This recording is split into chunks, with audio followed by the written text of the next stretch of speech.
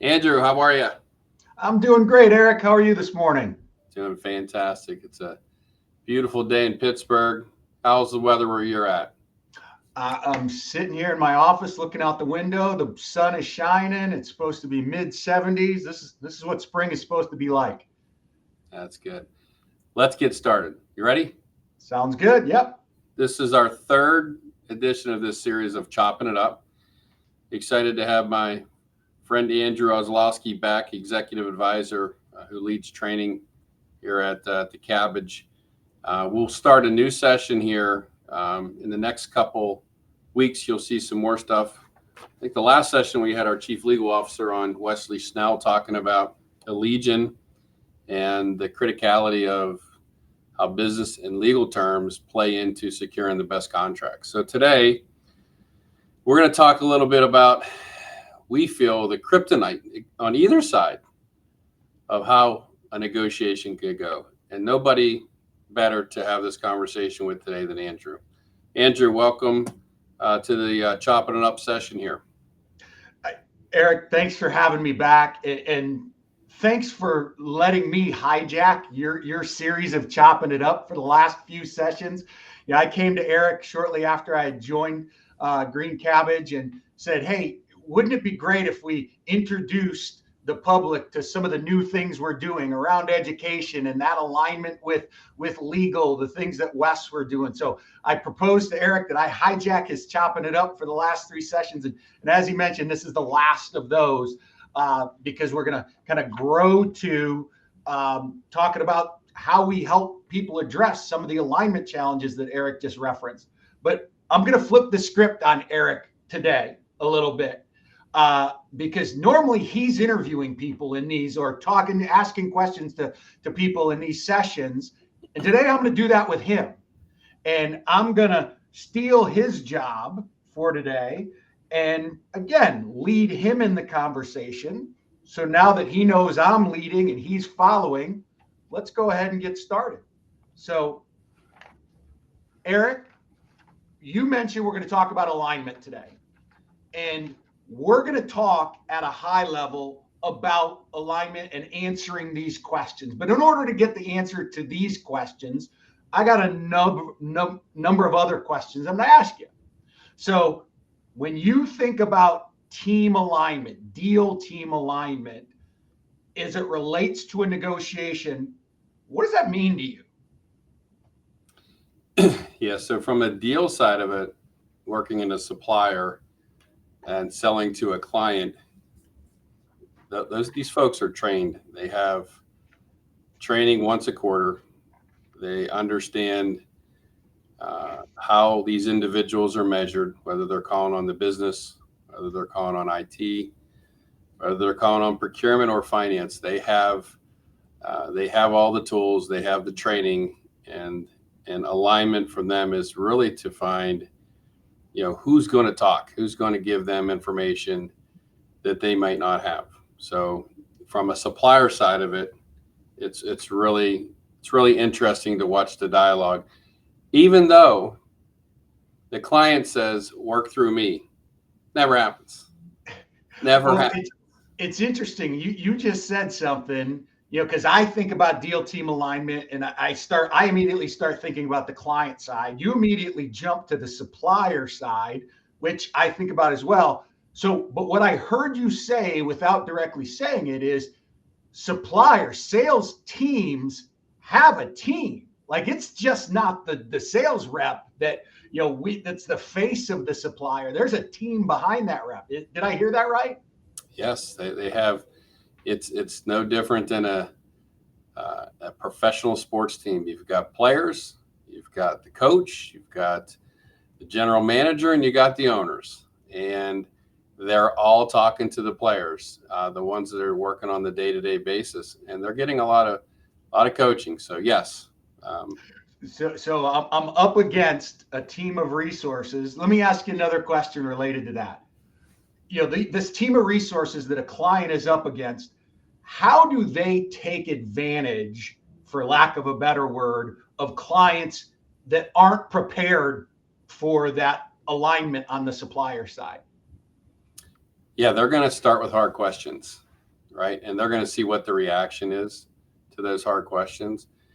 And they're going to ask the same question to as many people within that organization as they possibly can. They want to see who's aligned within that client side of it. They want to see who, when you go into a QBR, quarterly business review or mid-year review, you're going to review all the deals that you've got on your board as a salesperson. The first question they ask is white space every customer that you have. And what I mean by that, Andrew, is who's your champion? Who's giving you the information? Who is the influencers within the organization? Who is the influencers, and then who's the decision maker? Who signs the deal? Where's ultimately the budget coming from? And if you don't have the answers to those questions, guess what happens? They take that account away from you and give it to someone that can get the answers. Yeah, I've seen that happen. And one of the interesting things in my background, we should have said, Eric and I both spent significant amount of time on the supplier side. So we're speaking from direct experience on some of this stuff. And when we're asking those questions, the same question to 6, 7 different resources, we're looking for different answers, because if we get different answers, we know somebody is lying, and then it's figuring out who's lying. It's normally IT or sourcing who's lying. But those are the things we figure out. Hey, let me jump in. Go ahead, Eric. The number one question that you're trying to figure out as a supplier is there competition? The number one. Why is that? Because if you find out that there's not competition, you now have the leverage. And I don't have to give you a good deal. So let me spin it around a little bit. Let me ask a different question. Can we assume, let's play the role of the client, the buyer now. So I may be leading a strategic deal. Is it safe for us to assume that all my stakeholders, the folks in IT, the folks in business units, the folks in finance, is it safe for me to assume that all those stakeholders know the role they're playing and what I need them to do on a particular deal? Can I make that assumption? We hope you can, but it typically doesn't work that way. Now we've seen it get tighter, over the last year or so, especially with our clients. But there's a lot of variable factors, and a lot of it is change. People move from different roles, and there's not really that meeting where business and IT, procurement, finance sit down and say, okay, this is how we're going to do this. It typically doesn't happen. So no. I'm going to come back to that. But before I do, I got a couple other questions that I want to ask you, because you're bringing a very unique perspective here. If we've let a supplier run rampant within our business and gather all the information in regard to a deal, and then we hand that deal to somebody in sourcing or procurement, and maybe it's not a great deal, maybe because the supplier has all the leverage, and we give it to procurement and say, hey, go get this done, go fix this bad deal. Is there a magic here? Can an executive from the client pick up the phone and call the supplier and say, hey, give me better? Does it work like that? No. But I thought all of our executives, our CIOs, our CFOs, I thought they were all expert negotiators. They no, it's an alignment thing. So I know where we're going with this, but no, I get it. Keep in mind, there's so many people within a supplier's organization, right, that understand how to reconfirm and resell value, and it's really about ROI. So they're going to be positioning, and they're experts at this, and they should be. And in many cases, it's true. What's the ROI of the investment? And in some cases, you'll have business value teams at the supplier side that they're collecting all this information, like you talked about, and they're building these business cases up to say, okay, in the first 6 months, if you deploy this SKU, this SKU, and this SKU, this is what you're going to see from a productivity. This is what you're going to see from revenue. That's why I wore my EBITDA shirt today, Andrew. I don't know if you can see my EBITDA shirt. I can. But that's the concept of how they go, especially these big mega suppliers. They have the resources that actually can pull all this data, spend this time, and then they're going to come back and they're going to sit down in front of whoever they're selling to. Could be IT. It could be the business. Most likely it is nowadays because they're the ones that have the budget. And they're going to say, if you do this and you select our software and you select our company, this is what your ROI is going to be. Unmatched. No one else can match us. Yeah.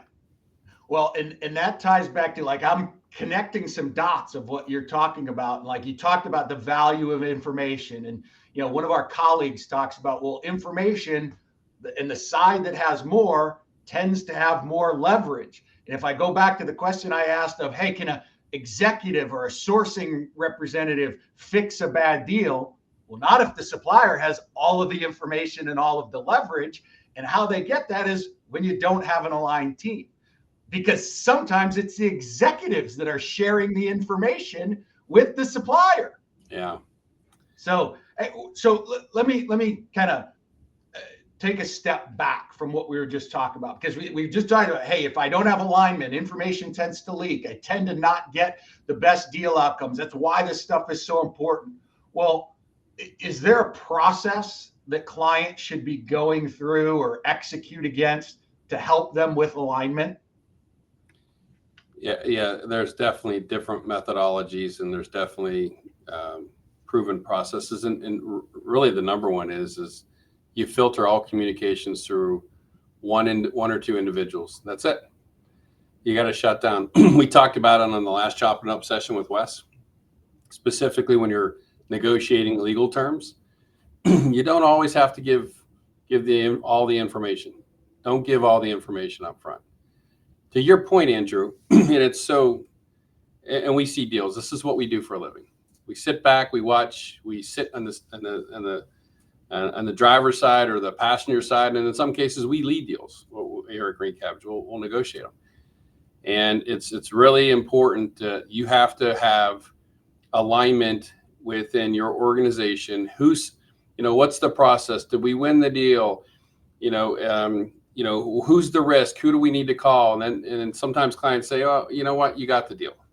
As soon as you hear you got the deal, there is no further incentive. It's over. Yeah. And then it's like, hey, I'm taking the deal off the table if you don't do it by the end of the month. So now you're sitting there thinking, okay, the deal's going to get worse. Yeah. You've got suppliers out there that are increasing their renewals by 200%, 300%, 400%. We see them. They know who these suppliers are, right? So, and automatically, what do? They work at the sales rep level for the next 3 months, and they got anxiety every night when they go home and they talk to their wife and husbands, right? Because there's no alignment, there's no strategy. Yeah, and this is the point where I'm gonna steal some thunder from you and say, hey, you know what? Yeah, there is a process, like you just said, and you just highlighted some of the things in that process of that allow you to align the team. Well, the reality is there's a very simple process. It's something that we teach to clients, and it starts with playing early. It ends with being very good at being able to execute and manage. Because if I start there and say, all right, align early, if one of the top questions that I consistently hear from chief procurement officers and chief information officers from both the IT side and the buy side is, how do we get more value from our procurement team? How do we elevate the strategic value of the folks that are running our deals? And it's actually quite simple. And you alluded to a lot of the stuff on this process, because if you as a client can run this process, play early, manage the activity, because that's where the team aspect and alignment comes in. All of the things that are on this process align to aligning my team. because if I play early, it allows me to do that. If I manage activity, because people in sourcing or in IT don't do everything. I got to have other resources that I've got to, say, hey, I need this from you, and here's when I need it. I need to know what product or service I need and when do I need it. I need to know what not to say to suppliers. You talked about that at length. I need to know what's important to the other side. It's funny, I had this conversation with a client of ours yesterday that's being told something by a supplier in regard to why they can't do something on a deal. I can't give you old legacy pricing. Well, the only reason they can't give old legacy pricing is because they're not compensated as well on that model versus a cloud model. That's the only reason that the supplier, but I better know those things. And then I better know what options I have. I better know what to say. So this process and kind of this whole thing around alignment, Eric, the last few sessions we've talked about have built to, we apply this process. This is what we're teaching our clients, through our Deal Leader Workshop series, so that they can execute against this. This is what we do very well. Eric, do you have any thoughts that you'd like to share now that I stole a little bit of your time? No, yes, I do have some thoughts. The first one, early engagement, it's really proven right now that if time is not in your favor, you're not going to secure the type of agreements that you want. So starting early, right? Being proactive. These are mega suppliers, 6 months, 12 months, could be a year and a half out. If it's in your renewal flow and you do not have renewal caps, or if it's a newer supplier that's been disruptive, or if it's an acquired supplier that's being disruptive, and everyone knows who all these folks are, you've got to put that time in up front and build that strategy. But market intelligence, first place we tell everyone to start. Second is strategy in the same vein, looking at different options, asking for different licensing models, asking for different terms and conditions, right? Asking early, because at the end of the day, the deal is going to come down to a certain day. And if you don't have all of those ask up there, there's no approval. So the sales teams they're responsible for putting an approval up. And they only want to go up one, maybe two times. And I say maybe very carefully, because the best sales reps don't go up two times. They go up one time. And they get hit hard. We were talking about this yesterday. Andrew mentioned we worked at these enterprise software companies. And our job is to collect all of the desired wishes from the client and go up with one approval and get approval on that. And then we sit across the table and we negotiate. And the supplier's job is not to give as much away as they can. It could be pricing, it could be terms, it could be legal language, whatever the case may be. But starting early is so critical nowadays, and it starts with market intelligence. Yeah. Two final thoughts I have on this process, Eric, is the first is, if I do all these things well, the odds of me getting a better deal outcome go up exponentially. Because if I do all these things well, I'm building and managing leverage, time, options, whether the supplier knows they've won or not. Because in a negotiation, if the supplier knows I don't have any time, knows I don't have any options, and therefore knows they've won the deal, they're not negotiating. They may throw me a few crumbs to make me feel like I got something, but if they know they've won and they know we don't have time and they know we don't have options, why do they have to negotiate? They don't. And they have that mentality. Well, this process helps you stay out of that situation. And this process is what we apply in the Deal Leader Workshop series of classes to create more effective deal leaders. So folks, and I don't care if you've been doing this 30 minutes or you've been doing it 30 years, improving how you can execute against this process can make you better. And we've had people that have gone through the classes that are brand new, and that have been around for 30 years. And they all come out of it with things that they can put into practice. So with that being said, Eric, I'll kind of open it up to you. Any final thoughts, before we throw it out to the audience on any questions? Here's what I would say. Go back to that slide again, please. If you go Sure. back, the results are there, right? So you put a plan in place and you got to measure it. Plan. You got to adjust the plan. It's like having a game plan going into a football game, and you go in at halftime and you huddle back up with the offensive team, the defensive team, and special teams, and you got to change your plan. So this is the blueprint, but there can be some adjustments to this. But you got to measure it as well too. It works. It's working for the largest companies across the globe today. That's why we build in training on every one of our subscriptions at Green Cabbage. It's so critical that there's alignment with the team and you have a plan. So we can provide you market intelligence all day long, but if you don't know what to do with it, you're going to be right back where you started. You're just going to be looking at I've said that for years, Eric. We can tell you what a good deal is, but if you don't know how to get it, just knowing what a good deal is worthless. Yeah. And the last thing I would say, I got one other thing after this, but we talked about a couple sessions ago about how much training and investment that the suppliers do.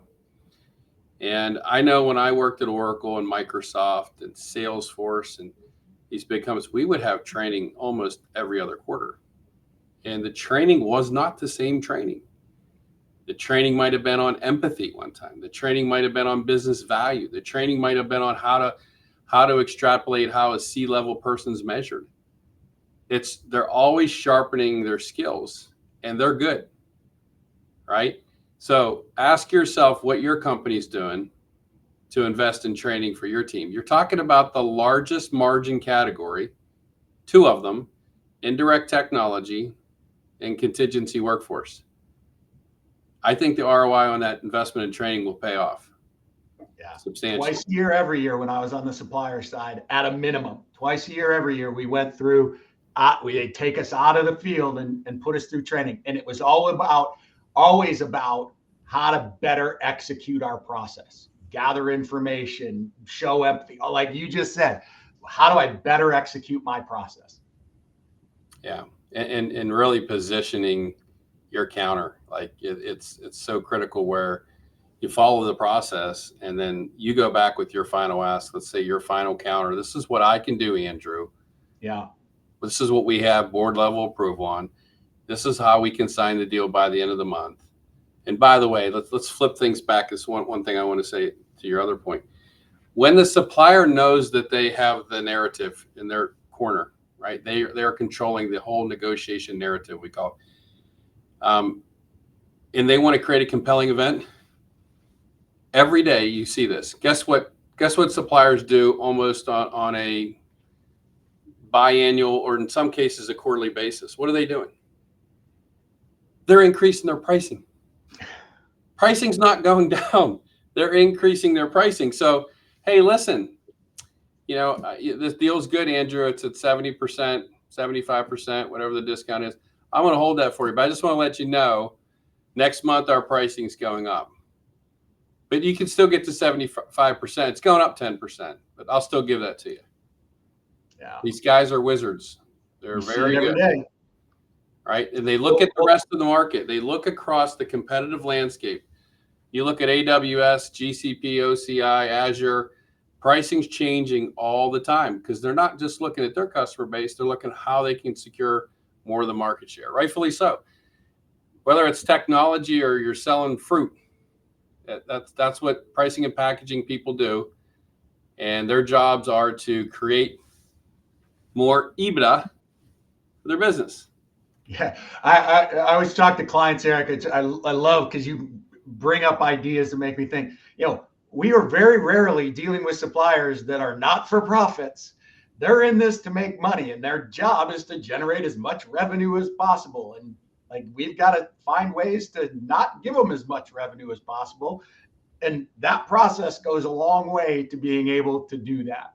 So, Eric, I just want to say thank you for letting me steal the last few sessions to introduce some of the new things that I'm associated with here at Green Cabbage. You know, I get really excited about being able to train and coach people and take them through learning that process and executing in that process. So being able to talk about that the last few sessions and how that's related to what Wes is doing on the legal side and what we're rolling out there.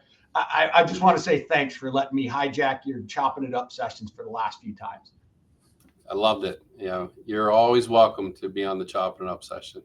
Can I say one thing before we leave today? Sure.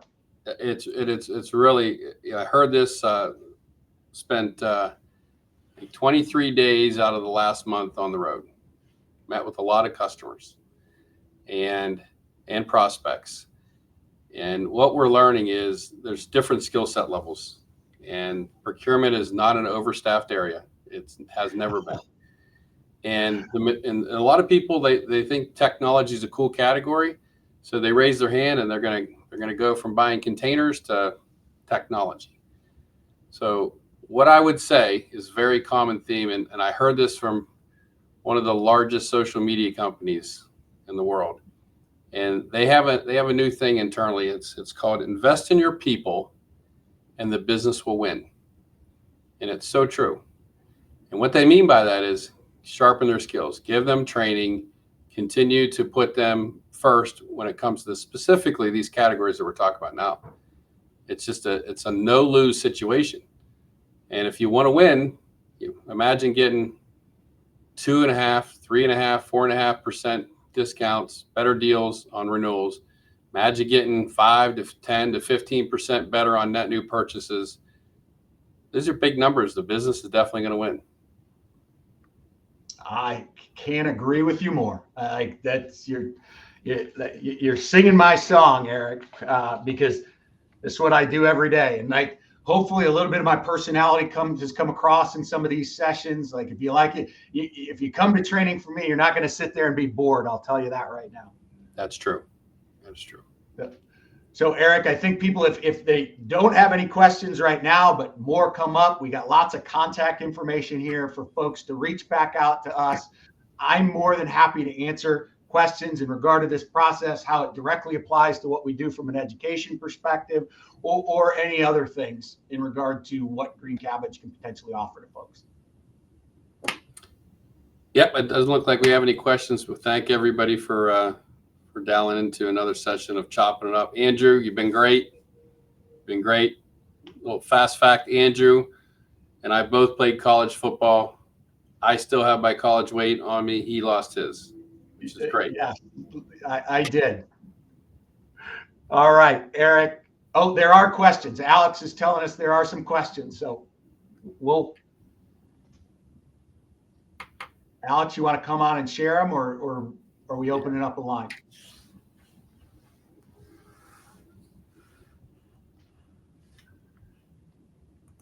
Alex? I'm not seeing the questions. I do not either. What we'll do is we'll take the questions offline and we'll be back to you. All right? Sounds great. Thanks for dialing into Chopping It Up. All right. Thanks, Eric. Appreciate you letting me steal some time from you. You got it. Thank you. All right. Bye.